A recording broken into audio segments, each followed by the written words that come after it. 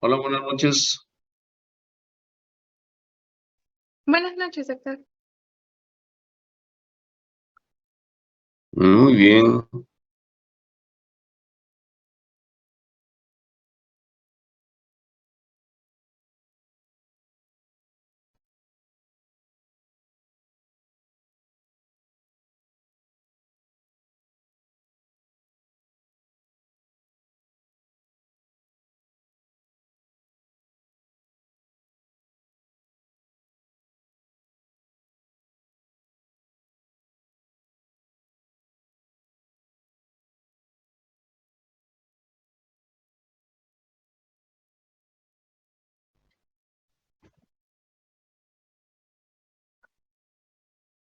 Buenas noches, doctor. ¿Ya pueden empezar a compartir mis compañeros?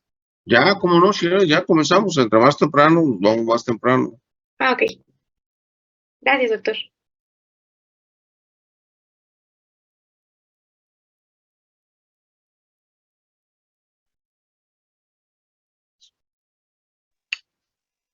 Buenas noches, doctor. Entonces, voy a seguir en lo que nos Por quedamos. favor. Dale a la siguiente, por favor, sí. La siguiente. La siguiente, nos quedamos en irrigación y vamos a empezar irrigación. Ándale.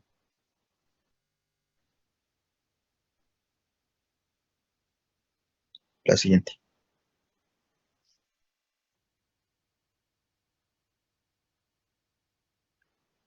La siguiente. La siguiente. Ok, es en esta. Ok, bueno, continuando con la irrigación, la nariz va a estar irrigada por ramas de la carótida externa como de la carótida interna. La arteria carótida externa va a emitir las arterias esfenopalatina, palatina mayor, labial superior y nasal lateral, que van a irrigar al vestíbulo y las porciones respiratorias de la cavidad nasal, así como las partes también adyacentes de la porción externa de la nariz, que sería lo que es el vértice y el dorso. Y ya de la arteria carótida interna van a emerger las arterias etmoidales anterior y posterior, que van a irrigar el vértice de la cavidad nasal y las estructuras adyacentes de la porción externa de la nariz. Igual en esta imagen se puede apreciar un poco de lo que les hablo. Y pues muchas de las ramas de la carótida externa e interna se van a anastomosar. Esto quiere decir que se van a unir, se van a confluir en la parte anteroinferior del tabique nasal, y pues a este lugar en particular es donde se van a ocurrir pues la mayoría de hemorragias por algún accidente, y pues es la zona de epistaxis, también Muy conocida. bien. Una cosa que es importantísima es esta, ¿no? Eh, Acuérdense que siempre se menciona de fisiología, fisiopatología y todo lo que llevamos. Se menciona que los órganos más importantes son los más ricamente irrigados, ¿no? Si así es como nos enseñan, ¿no? ¿O no? ¿Sí o no? Pregunta para todos. ¿Cuáles son los órganos más importantes que conocen? El corazón. Uno, Cerebro. Cerebro. otro, ¿qué otro? Los riñones. Los riñones. Casi siempre son esos tres que se mencionan, no sé por qué, ¿no? Cerebro, corazón y riñones, ricamente irrigados. Pero fíjense, por ejemplo, un momento dado, los riñones, su irrigación depende de qué arteria.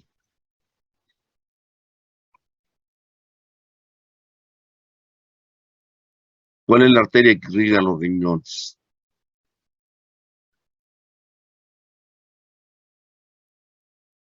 Híjole, los voy a reprobar en anatomía, por los La chivos. aorta.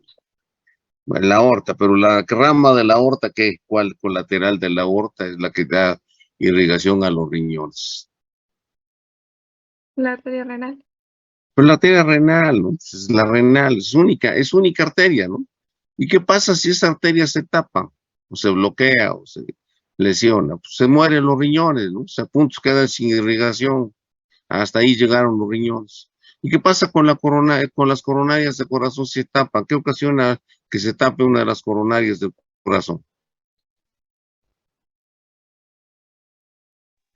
Necrosis. Ya llevaron cardio, ¿no? ¿O están llevando cardiología? Estamos llevando. Bueno, entonces acuérdense, si se tapan las coronarias, ¿qué se le produce al corazón? ¿Infarto? Pues infarto, ¿no? O sea, se da casi, sale da un área necrótica por falta de irrigación. Entonces, una de las cosas que tenemos, el cerebro igual, ¿no? O sea, acuérdense que hay infartos cerebrales, ¿no? O sea, aunque el cerebro entra en los dos sistemas, acuérdense que la carótida interna penetra el cerebro y nos da toda la irrigación del sistema principal del cerebro. Pero acuérdense que por la parte posterior a la estructura de las vértebras, ya lo tocamos cuando vimos vértigo, ¿no? Por la columna entran las arterias vertebrales, se juntan en una sola, se llama basilar. La basilar penetra la cavidad craneana y da las ramas comunicantes posteriores. Se forma el bendito polígono de Willis. Entonces vamos a tener una parte de irrigación posterior a expensas del sistema ya no de la carótida interna, sino las vertebrales, ¿sí? Pero es una anastomosis muy pobre. En cambio aquí, en la nariz, o sea, tiene los dos sistemas arteriales. Tiene el sistema de la carótida externa y tiene el sistema de la carótida interna, directas, ¿sí? Entonces se van a anastomosar. Entonces a la nariz nunca, jamás en la vida le va a faltar sangre.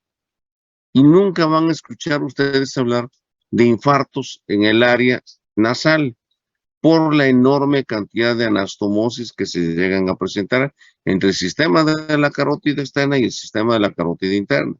Entonces, una de las cosas que hay es que por gramo de tejido, fíjense bien, por gramo de tejido, la nariz es el órgano más irrigado de todo el bendito cuerpo que tenemos. ¿Sí? O sea, no estamos diciendo que en importancia, estamos diciendo por peso, por gramo, la nariz es el órgano más irrigado de todo el bendito cuerpo. O sea, nunca le va a faltar sangre a la nariz. Y la cantidad de sangre que recibe es enorme, es gigantesca, porque entra todo, lo que mencionan ahorita, por parte de la carótida externa, a la altura, la carótida externa va a dar dos ramas terminales. Una, la maxilar interna, que es donde está el ángulo de la mandíbula, donde tocamos el ángulo de la mandíbula, viene la carótida externa por el cuello, y a la altura del ángulo de la mandíbula da una rama que se mete a la cavidad craneana, lo que llamamos el espacio pterigo maxilar. Entonces ahí entra la carótida, la maxilar interna. La otra rama sigue por delante, y si ustedes ponen su dedito por delante del trago, van a sentir cómo está pulsando esta otra rama terminal de la carótida externa, que es la rama temporal superficial. Entonces aquí tenemos la temporal superficial por delante del trago, y a la altura del ángulo de la nariz tenemos la maxilar interna. Entonces la maxilar interna se mete, atraviesa y pasa por detrás del seno maxilar. Entonces cuando pasa por detrás del seno maxilar cambia de nombre y se le va a dar el nombre de arteria esfenopalatina. Y con el nombre de arteria esfenopalatina penetra la nariz. Entonces en tu diapositiva, si puedes señalar donde está el seno esfenoidal, se ve que emerge una rama que es la arteria esfenopalatina, que entra a la nariz. No sé si puedas señalarlo. Si puedes poner tu curso. Ándale, síguele un poquito arribita. Ahí está. Ahí es donde penetra la arteria esfenopalatina. O sea, y el punto de referencia que casi siempre tomamos es la cola del cornete medio. Entonces está el cornete medio, la cola próxima a la cuana, y por ahí emerge la arteria esfenopalatina. Y como tiene tu esquema, se distribuye por toda la pared lateral de la nariz, en la parte de atrás, y da dos ramas que se meten también al tabique. O sea, entonces los 2/3 posteriores de la nariz, fíjense bien, los 2/3 posteriores de la nariz, la irrigación es a expensas fundamentalmente de la arteria esfenopalatina. ¿Sí está claro? Y la arteria esfenopalatina depende de la carótida externa. Ahora, la carótida interna, cuando penetra cráneo, o sea, se va bifurcando y va a dar una rama terminal, que es la arteria oftálmica. La arteria oftálmica va a caminar por encima de la órbita, del techo de la órbita por debajo, pero a la altura de la lámina cribosa de etmoides se da dos ramas, una rama anterior y una rama posterior, que va a ser la arteria etmoidal posterior, que va a entrar, y la otra va a ser la arteria etmoidal anterior. Ahí como tienes en tu esquema, están marcaditas, están señaladitas, arteria etmoidal posterior, esas van a entrar por arriba, entran por arriba y van bajando, y se van a encargar fundamentalmente de dar la irrigación de los dos tercios, del tercio anterior de la nariz. Entonces, los dos tercios posteriores van a depender de la arteria esfanopalatina y el tercio anterior va a depender de las arterias etmoidales. ¿Sí se va siguiendo? Sí, doc. Y eso a nivel donde le decíamos que tocamos el dedo, que es la parte que comienza el tabique, se acuerda que ayer lo dijimos. Entonces, ahí en ese lugar es donde va permítame, déjame contestar el teléfono, espérame. Mica, buenas noches, dime. Dime.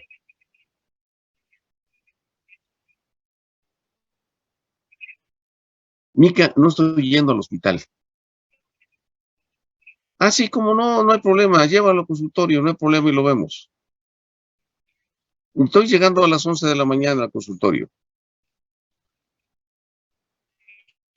¿Sí?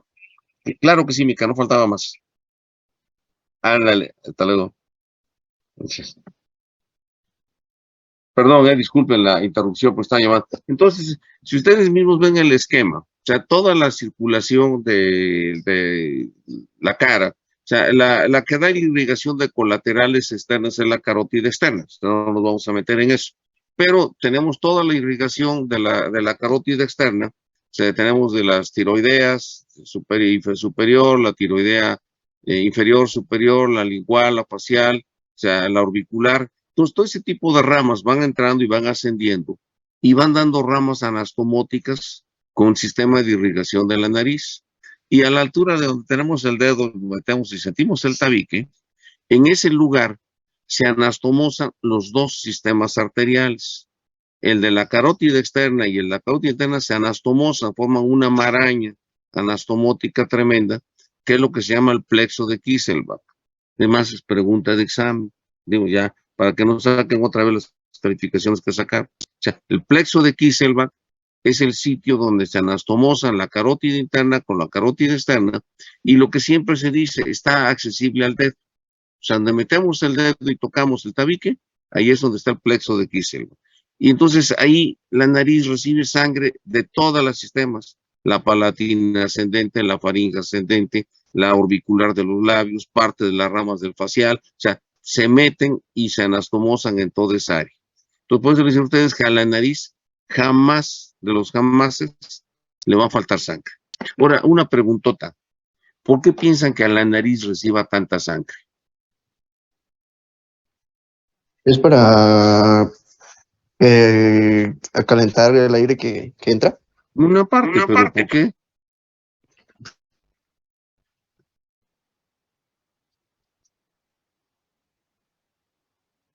Ayer les preguntaba yo cuál era la matriz de los cornetes, de qué tipo de tejido estaba formado la matriz de los cornetes. ¿Sí se acuerdan? Eréctil. Tejido eréctil. ¿Y el tejido eréctil, la base de qué funciona? Sangre. De sangre. De sangre. Entonces el tejido eréctil va a funcionar a base de sangre. Acuérdense que los cuerpos cavernosos, para tener erección, pene masculino, ingurgitación, clítoris, labios mayores, la cuestión de tipo sexual que se llama, se ingurgitan y se llenan de sangre, ¿sí? Para poder funcionar. Entonces van a funcionar a base de sangre. Entonces aquí tenemos una cosa que se llaman cornetes, que es tejido eréctil. Entonces van a tener necesidad de una cantidad de sangre gigantesca. La reproducción de tipo sexual, acuérdense que es esporádica, es, digamos, aunque presuma uno de mucha frecuencia, ¿qué tan frecuente puede ser? En cambio, en la nariz, estamos funcionando y ventilando toda la bendita vida. Entonces, la cantidad de sangre que necesitamos es permanente, constante, continua, para que esos cornetes, o sea, su sistema cavernoso de los cornetes, esté trabajando. Entonces, la cantidad de sangre que se requiere es gigantesca para eso. Sí, ya queda entendido. Acuérdense que siempre hay una relación directa causa-efecto. Entonces, aquí, ¿por qué tiene tanta bendita sangre en la nariz? Por eso, porque se necesita que el tejido eréctil de los cornetes esté trabajando durante toda nuestra bendita existencia. ¿Sí estamos? Después vamos a ver por qué las funciones, pero el motivo y la situación por la cual es tan irrigada el área nasal es por eso. ¿Sí está claro? Sí, Doc. Muy bien. Ahora sí, continúale, por favor. Entonces, la nariz, acuérdense, sistema carótida interna, sistema carótida externa. Sistema carótida externa es la arteria esfenopalatina. Sistema de la carótida interna son las arterias etmoidales. ¿Sí? Así en resumidas cuentas. Muy bien, síguele. Ok, la siguiente, por favor.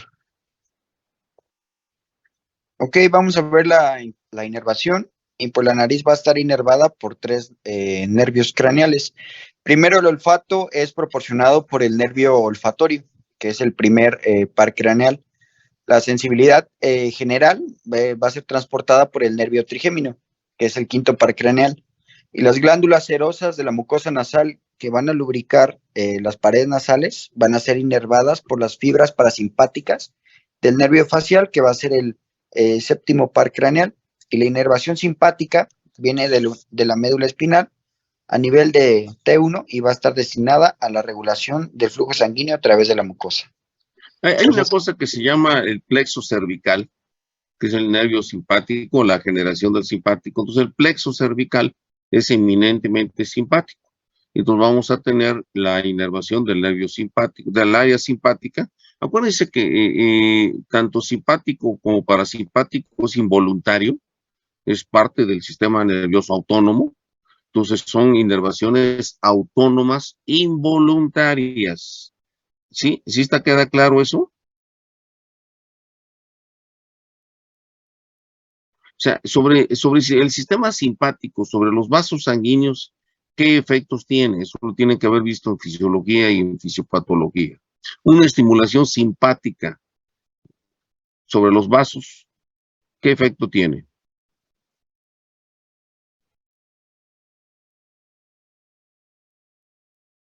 Vasoconstricción.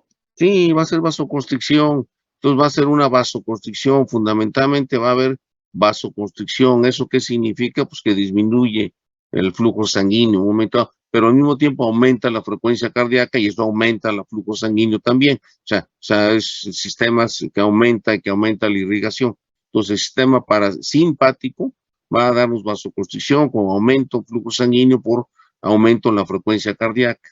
¿Y el sistema parasimpático qué produce?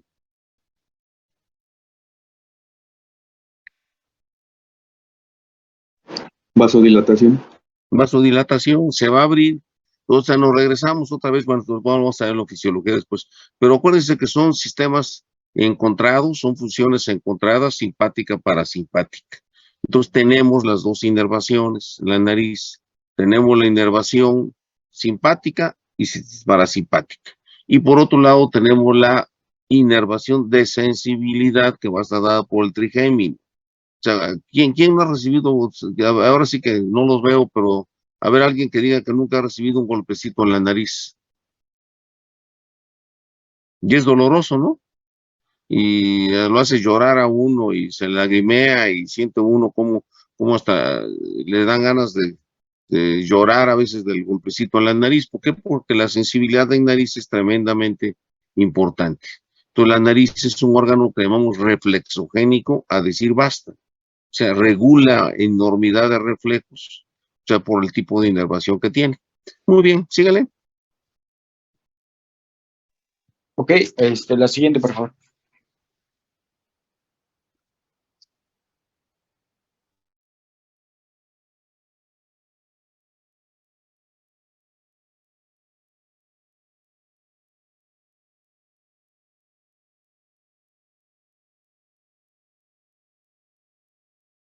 Muy bien, sígale.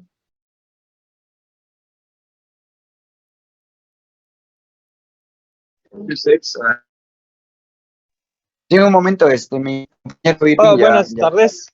Perdón, me perdí un momento. Ya empiezo.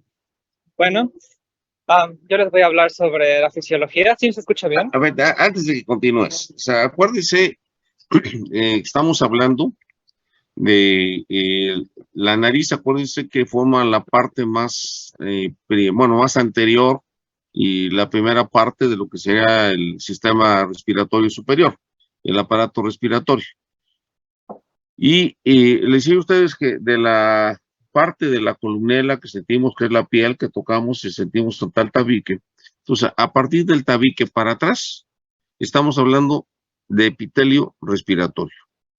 Entonces, aquí lo mencionas en tu primera parte, que el epitelio respiratorio es un epitelio cilíndrico, ciliado, pseudoestratificado, y falta una cosa más ahí que dice que tendría que ser tremendamente importante.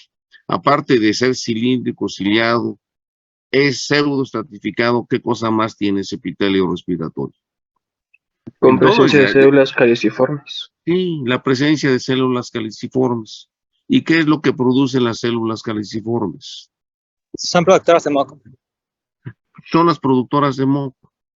Entonces, una de las cosas importantísimas que tenemos que tocar en la fisiología antes de comenzar en cualquier cosa es que la nariz es una cavidad húmeda.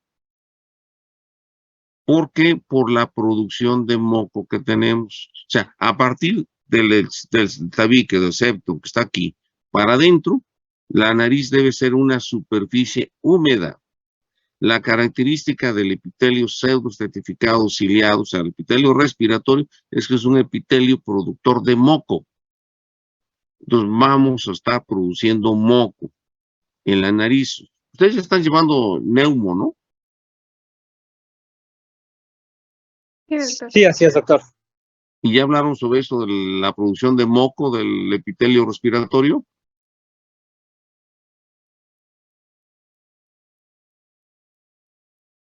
No me digan que no, pues ahí lo tienes tanto de diapositiva, ¿no? El moco tiene una fase de sol, tiene una fase de gel, ¿no? Entonces acuérdense que vamos a tener toda la bendita producción de moco, o sea, en toda la nariz, o sea, lo que hablamos ahorita, los cornetes, el tabique, o sea, las paredes mediales, las paredes laterales, todo va a estar tapizado de epitelio respiratorio. La única porción que no tiene epitelio respiratorio es la porción del olfatoria cercana, y aún así tenemos células adyacentes que le van a dar humedad al área olfatoria. Entonces, la característica fundamental, acuérdense que cuando hablamos de oído, conducto externo, digamos que la característica del conducto auditivo externo era tener cerilla, ¿no? ¿Sí se acuerdan? Sí, doctor. Bueno, entonces aquí la característica fundamental de la nariz es tener moco. Vamos a producir moco. Y todas las cavidades paranasales, o sea, los senos maxilares, los senos frontales, los senos senoidales, todos los senos van a estar tapizados también de epitelio respiratorio.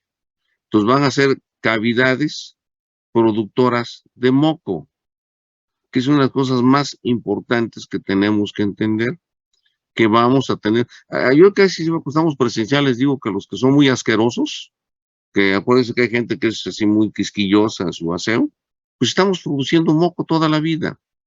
Sí, y desde que nacemos hasta que nos morimos dejamos de producir el moco. ¿Y ese moco para dónde se va a ir?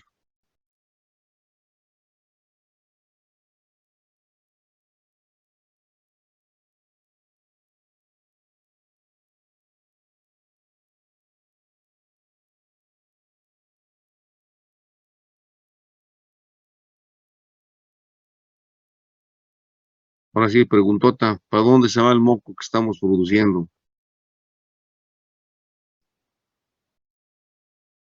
Ya llevaron, Pues no ahora, los tragamos, ¿no, doctor? sí, nos lo estamos tragando toda la vida. Sí, entonces vuelvo a repetir, para los que son muy asquerosos, toda la bendita vida nos estamos tragando el moco, ¿sí? Toda la bendita vida. O sea, ¿ya vieron fisiología de tráquea ustedes en Neumo?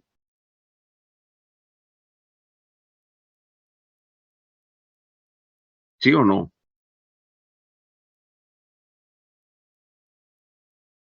¿O qué han visto de neumología?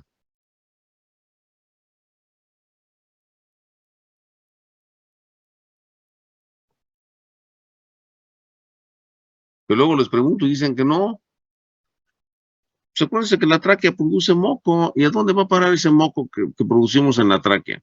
En los bronquios y en la tráquea, ¿dónde va a parar ese moco?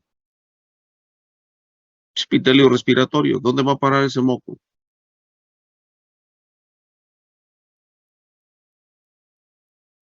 Pues igual nos lo tragamos, lo estamos botando, lo estamos arrastrando y nos lo estamos tragando toda la vida. ¿Cuántos litros piensan que producimos de moco todos los días entre lo que es nuestra cavidad nasal, los senos maxilares, los senos frontales, los semoides y los esfenoides? ¿Cuánto piensan que estamos produciendo de moco? ¿1 litro? ¿Mm? ¿De 1 a 2 litros? Más o menos. Por medio estamos produciendo unos 2 litros diarios de moco, ¿sí? Y esos mismos diarios los estamos tragando. O sea, estamos pasando, elegantemente, para que no se oiga tan feo, los estamos deglutiendo. Estamos deglutiendo nuestro querido moco. Pero acuérdense que la función primaria que tenemos en esto es que deben ser superficies húmedas. O sea, todo lo que hablamos de superficie mucosa quiere decir que tiene moco y es una superficie húmeda, ¿sí? Acuérdense que el moco, si ustedes vieron, tiene una gran cantidad de vapor, de concentración de agua, ¿sí? Y con 2 fases, como le mencionan acá, una fase de sol y una fase de gel. Muy bien, síguele, ya Pero entonces, primero, el epitelio respiratorio es epitelio productor de moco, en resumidas cuentas, ¿sí? Sí, así es. Gracias. Ok, ¿sale? Sí, bueno, entonces, como ya mencionó el doctor, entonces el epitelio respiratorio, ya mencionó que es el epitelio clínico pseudoestratificado, ciliado para productor de moco. Y bueno, aparte de ese, no es el único epitelio que tenemos en la nariz, o bueno, en la vía, que también hay epitelios olfatorios, que pues como tal es para la percepción del olor. Hay el epitelio transición y hay epitelio escamoso. Y bueno, como se mencionó, es un epitelio ciliado, el cual va a tener estas células ciliadas, las cuales, para que tengan la energía para empezar, se van a encargar de hacer el movimiento, ¿no? El barrido. Y esa energía la van a obtener de las muchas mitocondrias que van a poseer. Y bueno, van a realizar impulsos, van a tener 1000 impulsos por minuto. Y si no me recuerdo, mueven 6 milímetros por minuto. Y bueno, promedio, y también, en promedio 5 milímetros, ponle por minuto. Van a estar moviendo. Una cosa, acuérdense que es importantísimo, como lo mencionaste aquí, las células ciliadas tienen una enorme cantidad de mitocondrias porque requieren una cantidad de energía enorme para estar moviendo los cilios. Y los cilios van a arrastrar el moco. Entonces lo van a estar moviendo, lo van a estar jalando. Entonces aquí es importante entender que la dirección del moco siempre va a ser de la parte anterior hacia la parte posterior, hacia la cuana. Entonces el moco tiene unas características especiales, es un moco fluido, delgado, o sea, acuoso que llamamos. Entonces la capa de gel, que es la que está por encima de la capa de sol, es la que se desplaza y es la que se va a estar barriendo. Entonces, inclusive se hace el experimento de colocar una gotita de azul de metileno en la entrada de la nariz y ve uno cuánto tiempo tarda en aparecer el azul de metileno en la garganta. Entonces, el arrastre de moco siempre va a ser de la parte anterior hacia la parte posterior. Va a caer a la cuana, va a caer a la rinofaringe, de ahí a la orofaringe, de ahí nos lo tragamos. ¿Sí estamos? Entonces eso es constante, continuo, que tenemos el arrastre de moco. Muy bien, síguele. sí, y bueno, también, como ya mencionó, bueno, van a estar implicadas aquí 2 fases, que es la de gel y... un momento, mis diapositivas se borraron. O no se ven. Muy bien. Bueno, entonces va para hacer estas ambas para el transporte de ese moco. Y bueno, por ejemplo, la de sol va a estar en, como dice, contacto con los cilios, se va a hacer un poco menos densa, menos espesa, para que estos puedan tener un movimiento pues más libre, mientras que la capa de gel nunca va a tocar los cilios y esta va a ser un poco más densa, más para atrapar las partículas y todo aquello que entra a la vía respiratoria, ¿no? Como viene en la imagen, dice, por ejemplo, que han atrapados virus o bacterias. Sí, es el mecanismo normal de limpieza que tenemos. Es el mecanismo de limpieza que tenemos. Acuérdense, moco atrapa todo, se mueve, se va desplazando y va cayendo al ¿Cuál es el destino final de ese moco? Cuando lo deglutimos, ¿a dónde va a parar? Al estómago. Al estómago.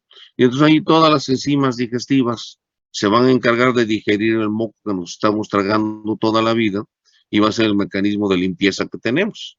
Recuerden que tenemos un sistema enzimático en el estómago, los jugos gástricos disuelven todo lo que le cae, entonces va a ser nuestro destino final el mecanismo de limpieza. Muy bien, síguele.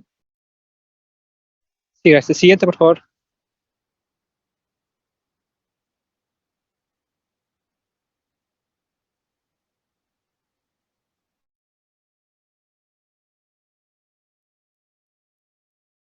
Ok, bueno, entonces para complementar lo que dije anteriormente, pues la capa interna pues va a ser sol, y pues donde están los cilios, pues como mencioné es menos viscosa, para que ese movimiento ciliar sea más libre, y pues la secreción serosa por las células glandulares va a haber esa secreción, mientras que la externa va a tener glicoproteínas para que pues atrape estas moléculas, ¿no? O estas bacterias o virus. En la siguiente, por favor. Muy bien.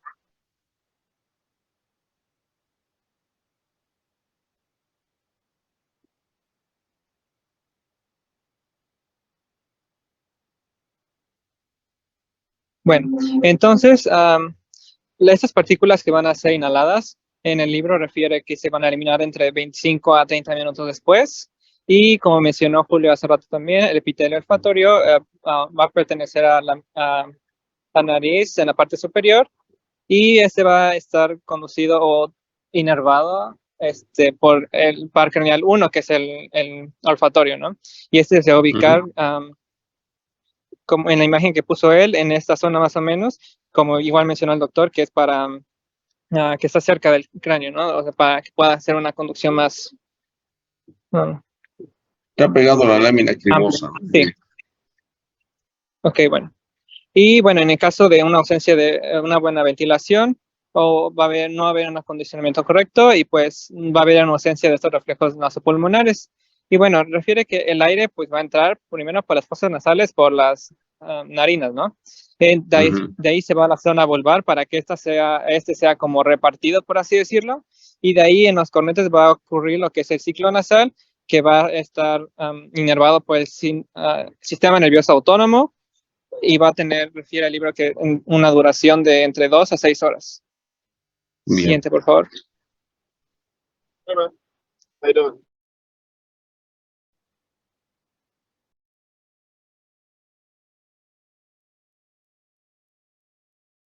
Siguiente, por favor.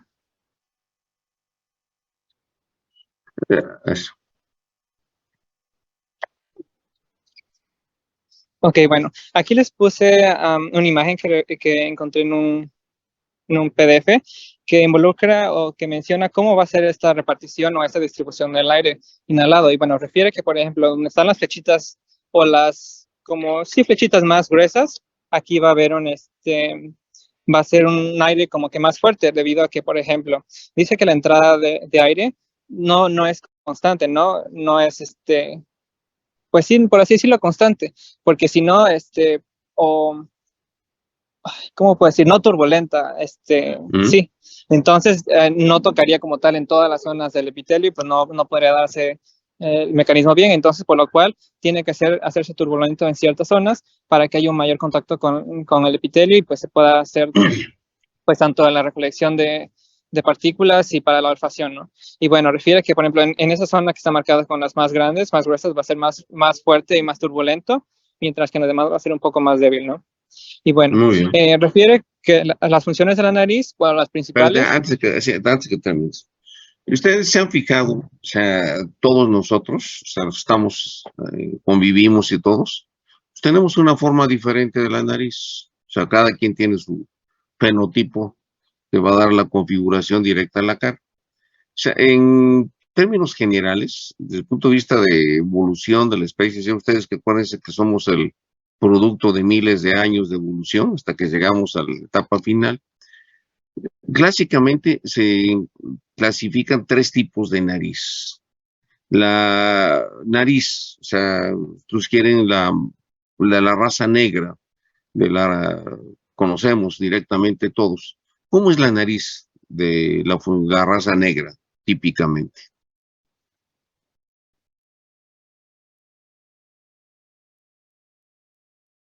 Un poco más desganchada, ¿no? Es una nariz baja, ancha, plana, con las alas nasales abiertas tremendamente. ¿Sí o no? ¿Sí? Eso es lo que se llama nariz platirrina. O sea, la función primaria, bueno, la clasificación primaria nos dice que la nariz platirrina es la nariz clásica de la raza negra. Ahora, la pregunta para todos ustedes. Ustedes ya llevaron antropología médica, ¿no? ¿Sí o no? Sí. ¿Eh? ¿Sí o no? Ok. Ahora, ¿dónde se originó la vida?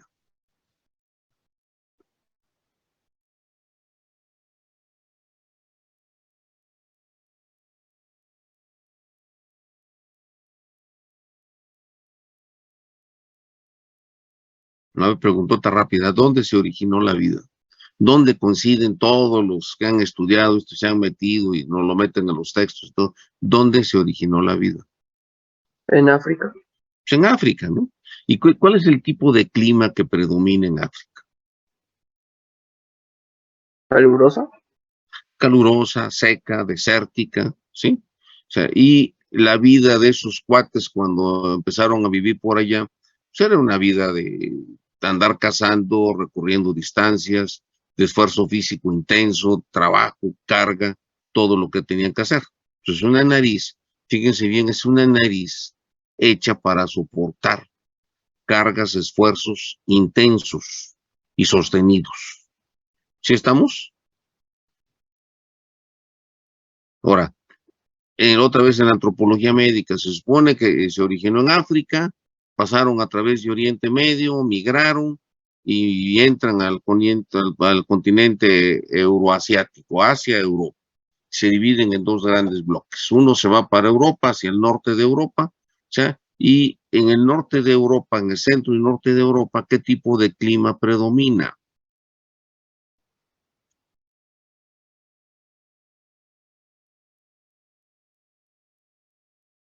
Frío. Frío, o sea, poco sol, frío, humedad, lluvia. Y entonces a través de la migración y de los cientos y miles de años empieza a modificarse la nariz. Entonces la nariz de la raza caucásica o del norte de Europa es una nariz alta, estrecha, delgada. ¿Sí estamos? Y eso es lo que se denomina nariz leptorrina, que es la otra variedad que tenemos, la nariz leptorrina. El otro grupo de gente que migra, o sea, acuérdense, migra hacia el área asiática, y acuérdense que se supone que nosotros en América somos productos de la migración a través del estrecho de Bering y nos pasan a lo que es el continente americano y compartimos mucho de nuestras características en parte con la porción asiática. Y nosotros tenemos una nariz intermedia entre la nariz platirrina de la raza negra y la nariz leptorrina de la raza caucásica. Entonces tenemos una nariz que se llama mesorrina. Esos tres tipos de nariz son los básicos que llegamos a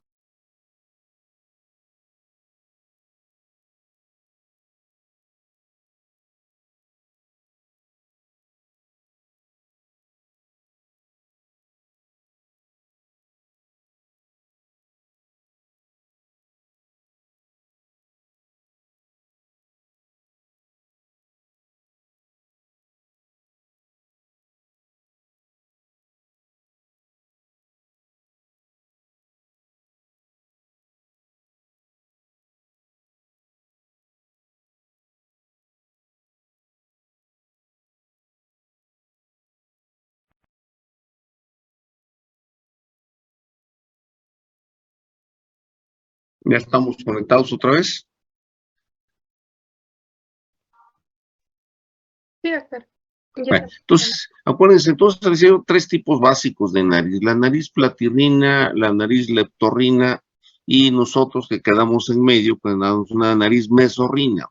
De esos tres tipos básicos de nariz, acuérdense que a través de toda la mezcla de razas que han existido en el mundo, pues se han elaborado algunos tipos y formas de nariz, ¿no? Que la nariz griega, que la nariz asiática, que la nariz de los árabes, o sea, todas las formas de nariz, habidas y por haber. Pero la nariz depende de esas tres características. Ahora, lo importante de esto es exactamente entender que la nariz sufrió modificaciones en tiempo para adaptarse a los diferentes medios en los cuales las personas tuvieron que habitar. O sea, nuestros queridos antepasados tuvieron que adaptarse a los medios y en el medio que estaban hechos para el tipo de clima que tenían que soportar. Entonces, la nariz de platirrina de la raza negra es una nariz que está hecha para funciones intensas, de gran esfuerzo, y una cosa importantísima, perder calor. O sea, el clima no supuestamente, el clima en las posiciones africanas es un clima de temperaturas que rebasan los 40 grados, inclusive reportes hasta de 50, 55 grados de temperatura, muy por encima de la temperatura corporal. Entonces esa nariz estaba hecha para soportar, o está hecha para soportar ese tipo de temperaturas y meterla al cuerpo a una temperatura ambiental del cuerpo humano, o sea, 37 grados. Pues de manera que adaptaba la temperatura de la nariz a la temperatura corporal, pero soportando esfuerzos. Si ustedes ven en la actualidad, ¿quiénes son los atletas que mejores resultados tienen en las competencias olímpicas? ¿Mm? Los de raza negra. Los de raza negra. Vean los equipos de básquetbol, los equipos de americano, los corredores de velocidad, los maratonistas, todos son de color y raza negra. Son hechas, su nariz está hecha para soportar cargas y esfuerzos tremendas. ¿Sí? Vamos, no es que no los demás razas no puedan hacerlo, pero si ustedes van a ver esto, predomina la gente de raza oscura. ¿Sí? O sea, yo por eso fue que me puse a teñirme de negrito un poquito para ver si aguantaba algo, ¿sí? Pero acuérdense, vean todo tipo de competencias. Ahora, la raza tenía que salir al medio externo, al medio ambiente, a sacar, así que, en cambio, en los países caucásicos, donde el clima es frío, tienen que estar dentro del espacio cerrado para no exponerse a las temperaturas congelantes. Entonces, esa es una nariz que está hecha para retener calor. La raza del negro, la nariz del negro está hecha para perder calor, para que el cuerpo no se sobrecaliente. En cambio, la raza del negro, la raza blanca caucásica, está hecha para retener calor, para conservar el calor y no caer en problemas tipo congelación. Y de ahí salimos nosotros en medio, que quedamos en medio de las dos. Acuérdense que nuestros climas nos permiten tener tipos diferentes de formas, pero la nariz fundamentalmente, entonces vuelvo a repetirle, se condicionó al medio ambiente en el cual se estaba desarrollando las razas. ¿Sí está claro? Sí, Y doctor. eso tuvo que ver con el tipo de trabajo, tipo de actividades para poder sobrevivir. O sea, no es al capricho que tengamos esto, ¿eh? Obviamente entra el otro concepto desde el punto de vista estético que podamos tener, pero fundamentalmente desde el punto de vista de esfuerzo, de desgaste, de soporte, o sea, definitivamente nos las llevan de calle las personas de color negro, ¿sí? Muy bien. Entonces, eso es una de las cosas que tener. Entender que la nariz, acuérdense que la nariz va a recibir el aire de entrada desde que nacemos, del medio ambiente en el que estemos. Entonces, si estamos en un ambiente tipo desierto africano, estamos recibiendo un aire que rebase los 40 grados centígrados. ¿Qué pasa con nosotros aquí en Oaxaca cuando se hace mucho calor y la temperatura está muy alta? ¿No sentimos hasta molesta en la nariz a veces? Porque tienen que trabajar esfuerzo. O sea, la nariz es un termostato que regula la temperatura corporal. O sea, recibe el aire en las condiciones en que esté en el medio ambiente y tiene que ajustarlo a la temperatura corporal que tengamos. ¿Sí? Entonces ahí estamos hablando de esas tres funciones, porque vamos a tocar ahorita esas tres funciones que está mencionando tu compañero. ¿Sí? Muy bien, ahora sí, ya te dejo, síguele. Sí, gracias. Bueno, entonces las funciones que venían en el libro, como primera, la filtración, por ejemplo, para que se van a, como tal, no sé si es correcto decir que se van a pegar o se van a quedar atrapadas en lo que va a ser el moco. Y ya, pues, por ejemplo, en el caso se me ocurre en los procesos alérgicos, ¿no? Por ejemplo, las personas que son alérgicas al polvo, pues, al momento que está en contacto con él, pues, se va a quedar atrapado y ya con el proceso del estornudo, pues ya se expulsa, ¿no? O por ejemplo, cuando está uno expuesto a, pues sí, un polvo de algo, ya después cuando se limpia uno, pues cuando ves está todo manchado, ¿no? Que se quedaron atrapadas y pues ya no se fueron a la vía respiratoria, se quedaron ahí. Y bueno, también la segunda que encontré es la humidificación, que refiere que va a estar el 98% para que también no entre el aire de forma muy seca y pues no produzca alguna patología, y de calentamiento, que también refiere que es rápido, que va a calentar como tal el aire a una temperatura como corporal que es de 36.5 grados centígrados. Y pues, por ejemplo, un ejemplo, si uno trata de respirar cuando hace frío con la boca, pues va a sentir dolor porque pues no está entrando a una temperatura que debería ser y pues va a sentirse feo. Y bueno, Estas tres funciones que se refieren al proceso. Acuérdense que la nariz, lo que hablamos ahorita, las dos funciones fundamentales, básicas, primarias, la primera es la ventilación, o sea, meter y sacar el aire. O sea, a través de eso van a escribir la ventilación. Entonces, para poder ventilar correctamente, entonces la nariz va a tener estas tres funciones, que es la filtración. O sea, la nariz va a limpiar el aire que respiramos. O sea, la nariz es un filtro a través del atrapamiento de partículas del moco, va a atrapar todas las partículas que van a ser nocivas en un momento dado para nuestra vida. Entonces la nariz va a limpiar el aire que estamos respirando, ¿sí? Y el aire que penetra a la garganta es un aire libre de partículas nocivas. Va a eliminar todo, tiene una capacidad de limpieza pavorosa a la nariz, de manera que el aire que recibimos en la garganta es un aire prácticamente estéril. ¿Sí está claro? O sea, a través de todas las lisosimas que tiene el moco, de todo el sistema enzimático, de todas las reacciones inmunológicas que se puedan presentar en ese pedacito de la nariz, se encarga de que el aire que pasa a la garganta sea un aire limpio, completo. La otra, o sea, es un aire húmedo. La nariz le va a dar humedad al aire que respiramos. Hagan la prueba y tápense su naricita y den 4 o 5 jalones de aire por la boca. Y ahí me dicen qué sintieron. Háganlo. ¿Ya lo hicieron?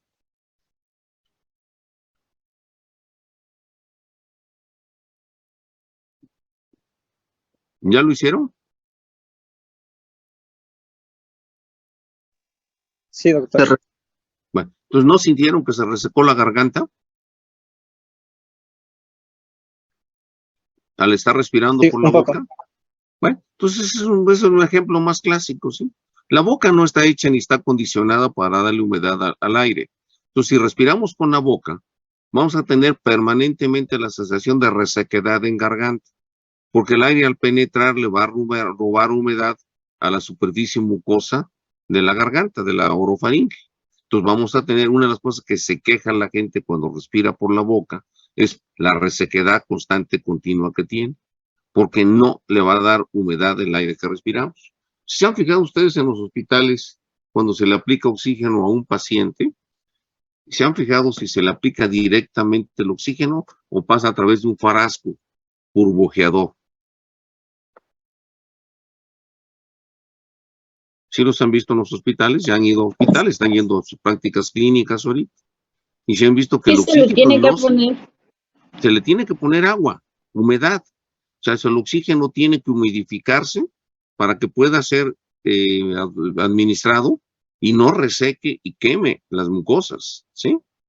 Entonces esa misma cuestión la tenemos con la nariz. Nuestra nariz le va a dar, a través de esa presencia de moco tan enorme que tenemos y de tanta cantidad de agua que es la nariz, por eso decíamos que la nariz debe ser una cavidad húmeda, porque a través de eso le da humedad, en ese pedacito de la nariz, humedece el aire, le da vapor de agua. Tú lo que me dices ahí, tu cifra, le da un 98% de saturación de vapor de agua al aire que estamos respirando. Entonces va a humidificar el aire que tenemos completamente, de manera que el aire que penetra la garganta ya va a ser un aire limpio y un aire húmedo. ¿Está claro? Y la otra cosa, no es tanto calentamiento. Lo que pasa que la mayor parte de las veces nos desenvolvemos en un medio que está por debajo de la temperatura corporal. Pero dicen ustedes que en los lugares donde la temperatura del medio ambiente es superior a la superficie corporal, ahí es al revés. La nariz va a enfriar el aire que penetre por la nariz para meterlo o bajarlo a la temperatura corporal. ¿Sí? Entonces la nariz va a condicionar la temperatura del aire a la temperatura del cuerpo. Acuérdense que nuestra temperatura anda entre los, como tienes ahí, 36.5, 37 grados. Entonces, en ese rango de temperatura es que se va a condicionar el aire para que lo podamos meter. Si es un hecho lo que dices ahorita, o sea, hay gente que se aplica gotitas en la nariz, hace una vasoconstricción, penetra el aire directo, no se calienta, y cuando eso pasa, la gente siente que le quema el aire cuando penetra por la nariz, porque no tuvo el proceso de condicionamiento que nos da la nariz. Entonces, la nariz, esas tres cosas son claves.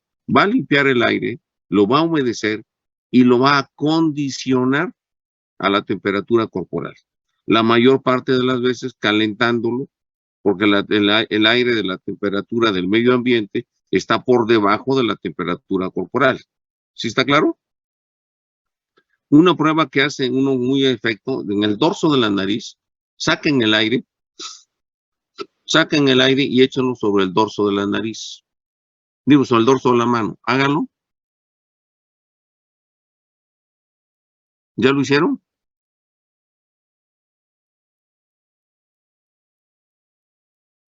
Ahora, con la boca, exhalen con la boca. Echen el aire sobre el dorso de la mano, pero con la boca.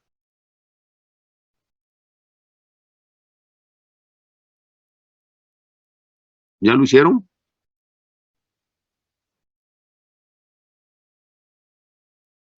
¿Sí o no? Sí, doctor. Entonces, ¿qué sintieron? Si es que notaron algo. Que el aire de la boca sale caliente. El aire de la boca sale más caliente que el aire de la nariz. Otra vez, ahí fue el sistema inverso, por eso es para que se den cuenta de la enorme función que tiene esa bendita cosita que llamamos nariz en el condicionamiento del aire que estamos ventilando, estamos respirando.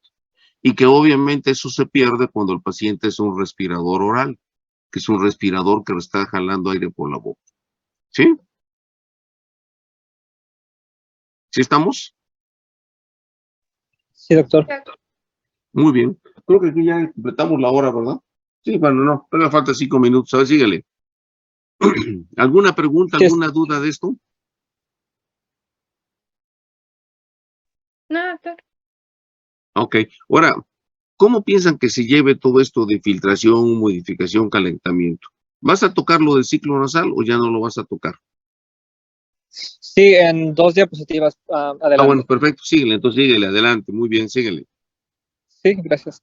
Bueno, y también alguna función que olvidé mencionar es que, por ejemplo, también nos sirve el olfato, o bueno, la nariz, como mecanismo de alerta, ¿no? Porque si hay un olor, como por ejemplo el gas o algo que pueda pasar, pues ya pues sí, nos alerta o nos avisa y pues ya uno se va de ahí, ¿no? Bueno, Ok. sí, en la regulación de este flujo aéreo nasal van a influir varios factores. Entre ellos refiere que, por ejemplo, en la configuración anatómica, como mencioné, la válvula va a ser la encargada de distribuir o de dividir el aire para las diferentes zonas de la nariz, que ya vimos en anatomía ayer.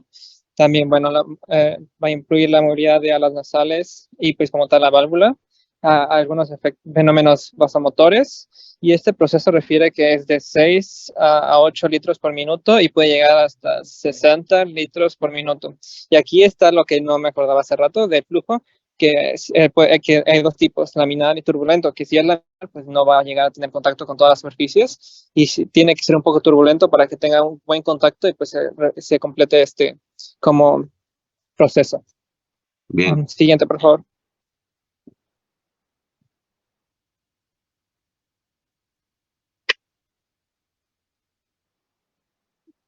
Bueno, ahora sí, empezando con el ciclo nasal, fue expuesto por Kayer en 1895, y este refiere que es una descongestión alternante de los cornetes nasales y zonas eréctiles del tabique.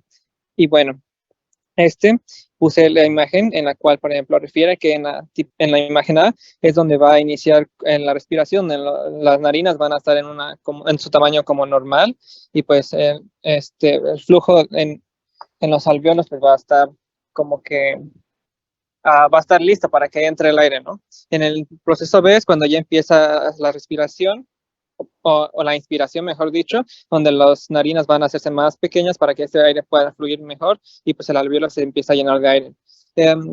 El inicio, cuando en la imagen C es la expiración, cuando empieza el proceso de la salida del aire, donde ya pues las narinas van a estar un poco más abiertas para que empiece a salir este aire, y los alvéolos empiezan a disminuir su tamaño, mientras que en la imagen D pues ya es la salida, ¿no? Completa, cuando ya las narinas se ampliaron completamente.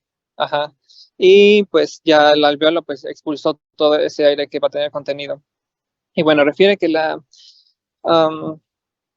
los factores que van a influenciar en este ciclo nasal van a ser varios, entre ellos pues las condiciones climáticas, como mencionó el doctor hace rato. La postura, debido a que, por ejemplo, si no es lo mismo que está uno de decúbito como en bipedestación, ¿no? Por ejemplo, cuando uno se acuesta, por ejemplo, de lado, no sé si han notado que, por ejemplo, la nariz o la narina que está más inferior va a tener un poquito más de dificultad y va a ser un poco más predominante la más superior. Y bueno, la edad, porque pues también sabemos que cuando se va pasando los años, pues es un poco más difícil este proceso. Y en la siguiente, por favor, ahí tengo otro poco más de información sobre esto.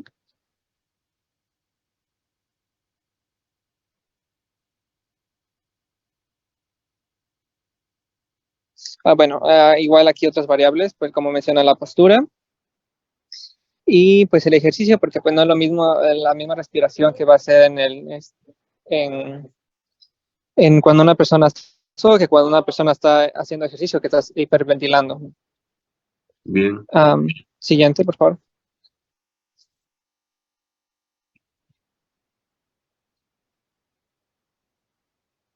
No, regrésate tu diapositiva anterior.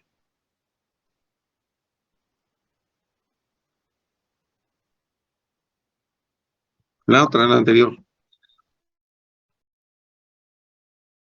Entonces, el ciclo nasal, o sea, que es una de las cosas más importantes desde el punto de vista de la fisiología del aparato respiratorio, porque aquí, como lo mencionas muy bien, tiene que coordinarse la fusión de tipo pulmonar con la fusión de entrada del aire a través de la nariz.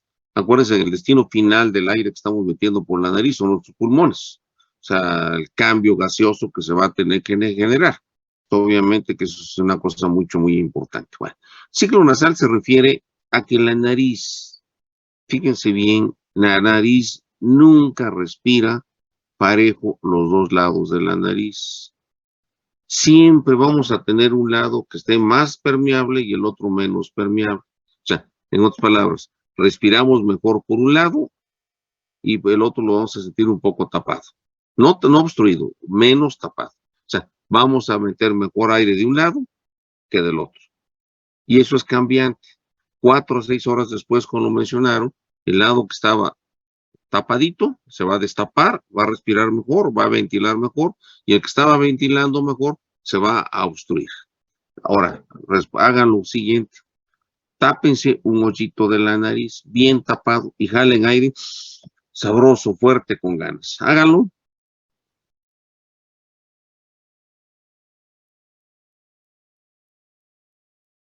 ¿Ya lo hicieron?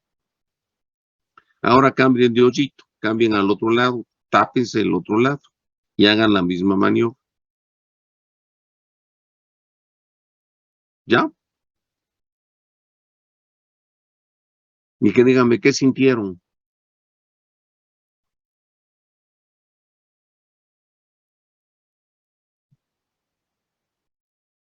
A ver, opiniones, ¿qué sintieron?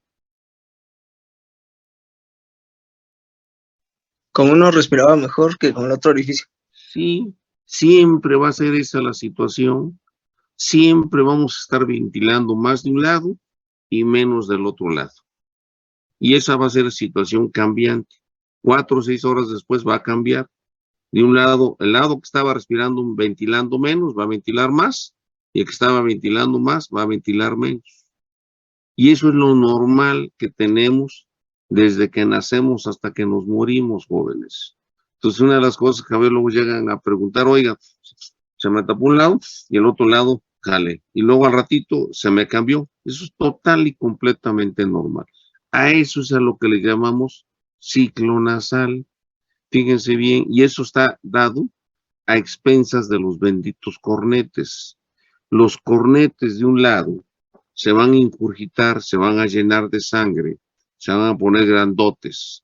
Acuérdense, la función primaria del cuerpo cavernoso al llenarse de sangre, ¿qué cosa es lo que va a ocasionar?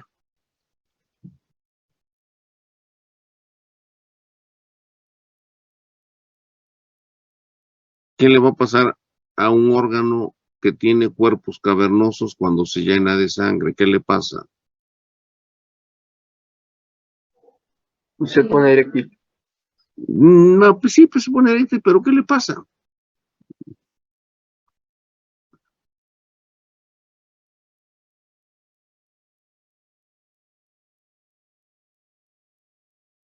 ¿Aumenta su tamaño? Se aumenta su tamaño, por supuesto. Aumenta su tamaño. Entonces, la función primaria de que se ingurgiten los cuerpos cavernosos de sangre es que aumente su tamaño, ¿sí? Entonces, acuérdense que los benditos cornetes es tejido eréctil, y entonces cuando se llenen de sangre, van a incrementar tremendamente su tamaño. Y se van a llenar, se van a congestionar de sangre y van a avanzar hacia la línea media. En el momento en que el cornete toca el tabique, o sea que llega a la línea media, entra el mecanismo reflejo parasimpático, se abren los esfínteres postvenulares y se vacían los cornetes y se regresan a hacerse chiquitos. Pero en ese momento comienzan a trabajar los del otro lado. ¿Sí? Entonces, siempre vamos a tener una alternancia en la ventilación. Un lado va a estar trabajando más o ventilando más, el otro va a estar ventilando menos. Entonces, eso es una ventaja que se tiene desde el punto de vista, porque acuérdense que se requiere un gasto de energía mitocondrial enorme. Entonces, tenemos una nariz semi en reposo y la otra activamente trabajando. Y eso permite que nuestros cornetes estén trabajando en forma alterna. Y eso es lo que llamamos ciclo nasal.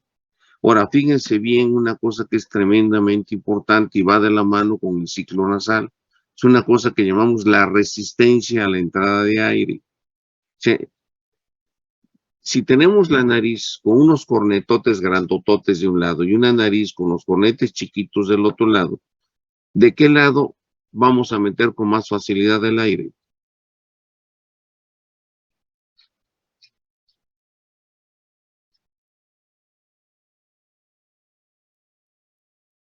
Pregunta. Del lado que esté más pues, grande el cornete.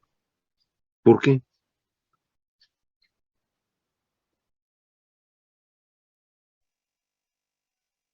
La respuesta es correcta. La sensación de respirar. ¿Mayor volumen? No. ¿Y apertura? No. Hay una cosa que es fundamental. O sea, otra vez me regreso a neumología. Cuando vieron neumología, ¿sí vieron lo de la resistencia a la entrada del aire? ¿La resistencia a la ventilación? ¿O no lo vieron? ¿O lo pasaron de oquis? Y acuérdense que esa es fisiología básica.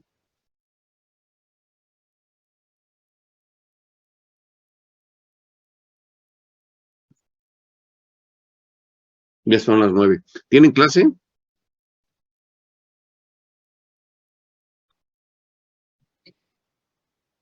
Preguntó Tan. ¿Tiene clase? De ginecología, doctor.